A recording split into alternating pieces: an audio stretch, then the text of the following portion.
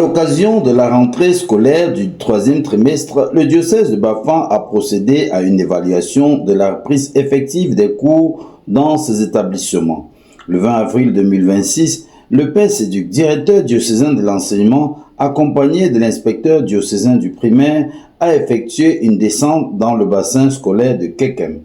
Parmi les étapes majeures de cette visite, figure l'école primaire et maternelle Saint-Kizito de Ptinkam, où la délégation a pu toucher du doigt les réalités du terrain.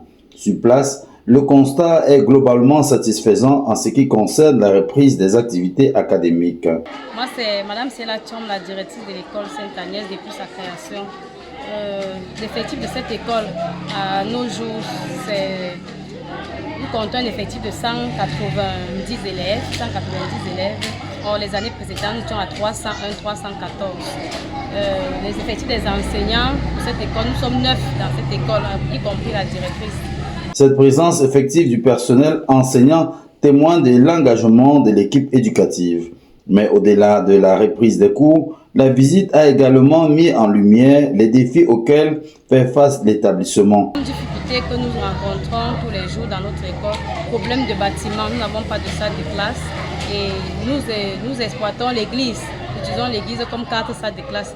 Situation très difficile pour nous à gérer chaque matin dans cette école. L'exiguïté de la structure a notamment été relevée par la délégation diocésaine. Les espaces d'apprentissage restent insuffisants pour offrir aux enfants un cadre pleinement adapté à leur formation. Comme doléance, nous souhaitons que la hiérarchie fasse quelque chose pour nous donner des salles de classe pour abriter nos élèves et pour le suivi quotidien de ces apprenants.